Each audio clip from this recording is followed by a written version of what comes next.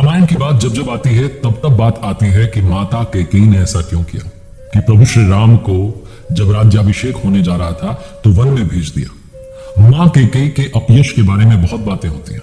लोग कहते हैं कि एक दासी मंथरा के चक्कर में आकर उन्होंने इतना कुछ कर दिया।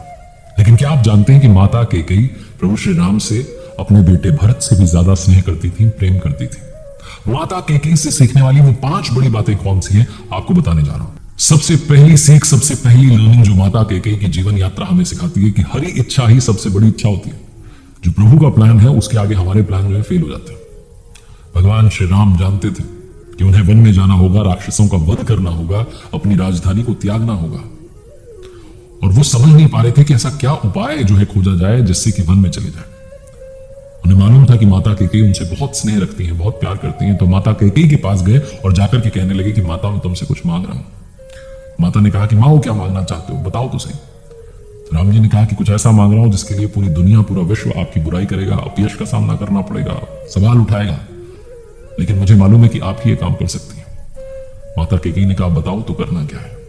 तो प्रभु श्री राम ने कहा कि बस पिताजी से मेरे लिए वनवास मांग लो, मुझे वन में जाना है, और कुछ ऐसा कार्य है जो वन जाकर ही हो सकता है, वो यहां रहकर नहीं हो पाएगा। माता कैकेयी समझ नहीं पाई कि क्या करूं, किस मुंह से जाकर के कहूं कि अपने सबसे प्यारे बेटे राम को जंगल में भेज दीजिए, वन में भेज दीजिए। तब कहते हैं कि वो दासी मंथरा आई और आकर के रानी को कहा कि तुम अपने बेटे भरत का राज्याभिषेक क्यों नहीं करवाती, राम को सब कुछ क्यों मिलने जा रहा है। तब एक कथा में कहा गया कि माता कैकेयी को ये समझ में आ गया कि ये शायद हरि की इच्छा है, ये उन्होंने ही योजना बनाई है। तो उन्होंने 2 वर मांग लिए। अगर सिर्फ राम जी को वनवास का वर मांगती तो बात समझ में नहीं आती, इसलिए दूसरा वरदान भी मांग लिया कि मेरे बेटे का राज्याभिषेक हो जाए। प्रभु श्री राम वन में गए थे, राजकुमार बनकर लौटे तो प्रभु श्री राम बनकर। हरि की इच्छा सबसे बड़ी इच्छा होती है, उन्हें जिससे जो करवाना होता है वो करवा लेते हैं। तो इस बात को जब हम ध्यान में रखते हैं तो जीवन बहुत सरल हो जाता है, बहुत सुगम हो जाता है। दूसरी बड़ी सीख जो माता कैकेयी की जीवन यात्रा सिखाती है, त्रेता युग में भगवान श्री राम वनवास से लौट आए तो राम जी ने भी, भरत जी ने भी माता कैकेयी को क्षमा कर दिया। वो महल में रही, उनका जीवन चला।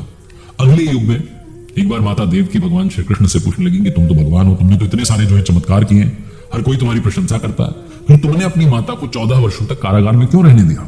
तुम तो उसी क्षण मुझे यहां से छुड़ा के ले जा सकते थे, पिताजी को छुड़ा सकते थे, तुमने हमें यहां क्यों छोड़ दिया?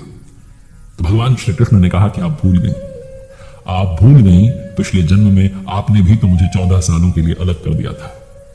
तो माता देवकी ने कहा समझी नहीं। भगवान जी ने याद दिलाया कि आप माता कैकेयी थी, आपने मुझे वनवास दिया था राम के रूप में। तो माता देवकी ने पूछा कि फिर कौशल्या का क्या हुआ? तो भगवान श्री कृष्ण कहते हैं कि मेरी मां कौशल्या के पास ही तो 14 सालों तक रहकर आया हूं, जिनसे 14 सालों के लिए आपने दूर कर दिया था, वही तो मां यशोदा हैं।